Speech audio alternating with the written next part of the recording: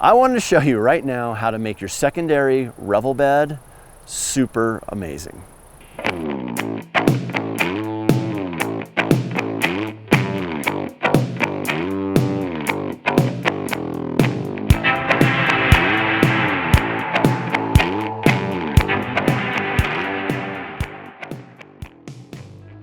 Hi, I'm Peter with Famagogo. When we first bought our Revel van, we loved everything about it, but there was one feature that we weren't quite so sure about. The Revel has a bed that uses this dinette bench seat that comes forward and it flips out like I'm getting ready to show you. But it seemed a little wobbly and maybe not as secure as what we wanted for our daughter to be able to sleep on it every night. So we decided to maybe re-engineer it a little bit. I want to show you a way to improve the secondary bed in your Revel to make it super solid and something your kids are going to love to sleep on.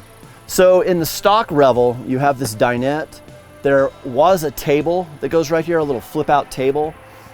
We had to remove the table just to make space for this next mod that I'm going to tell you about with the bed. But we also felt like the back, the seat cushion back, was a little too straight up and down.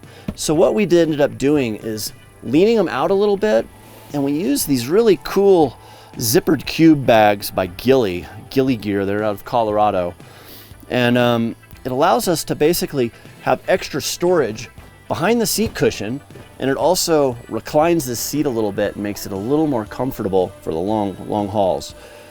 So we felt like Winnebago had a great start with this by using this structure here where this cabinet extension flips out, and then with this little switch it lays down, and it makes you a stand here that in the stock setup this cushion would come off and it would mesh up with this other one right here and create a little makeshift bed. Now this isn't totally flat. It was a little wobbly. It had a few issues with it, so we decided that this wasn't going to be something that we would use day in and day out. So I decided that we would just set these cushions aside. Cushions would be for cushions. We wouldn't double them as used for a bed mattress. And so we just typically store them right here in the driver's seat. And then the two Gilly bags that make the backrest come out, and it's extra storage. Usually we have bedding and stuff like that in those. The seat belts just step aside, and then the bottom cushion here is Velcroed onto the bottom. And we've installed some large pieces of Velcro, and it's then stapled and screws with washers to the plywood piece of this cushion. This allows the Velcro to keep from just getting pulled off every time that we take it apart. This has held up now for over a year, and I think we can say this is a pretty solid way to attach Velcro and to attach this cushion to the seat board, which has more Velcro on it. This Velcro is just stuck. It's to a nice smooth piece of wood, so the adhesive stays really well. But it's nice to have the Velcro here, because otherwise this cushion will want to slide, and the Velcro just really locks it all together. Then you also have this extra little bolster, which we'll use that again here in a second. To flip out our bed now, we've got a deck that is on top of the normal base for the dinette. So this does raise the dinette seat up. Oh, I don't know, it's maybe a little over an inch. But basically this then is Velcroed again to the seat base. You can see as I lift this board up, there is a leg attached to it here, and this leg is pretty critical. This is a piece of wood. We wrapped it in carbon fiber vinyl just to make it fit in with the interior a little bit better. It uses 4 L brackets here that give it support and connect it to the bed surface itself. But as you see, it's nice and flat to the dinette, but when we pull it out, it comes with the decking, and this gives this support and keeps the whole bed from collapsing in the middle. We found that we only need 1 leg to give it this support. We thought we would need 2 originally, but the one has worked beautifully.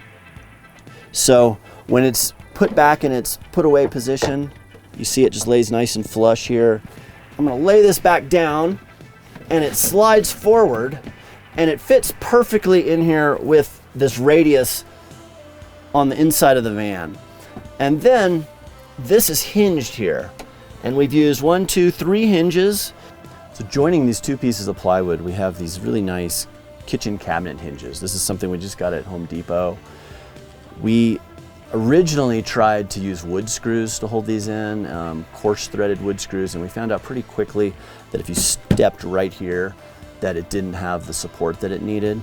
So we ended up getting little nuts and bolts, and we used a thing called a T-nut, which is like a little threaded insert that has some little wings that stick into the wood. And so it really resists this, any of this stuff from pulling through. But this setup that we've got right now, it folds nice and flat, and with the T-nuts behind there and the bolts going through the hinges, it's made it really solid. And then there are these funny little cutouts in a couple of places, and that's where the seat belt passes through. That's pretty critical to have. But honestly, once we figured out the pattern of where we needed them and we cut them into the board, it's kind of been a non-issue. And when you have the mattress over the top of it, you don't feel any of this stuff. Once again, we've cut these angles in this so it fits perfectly with the door when the door is closed.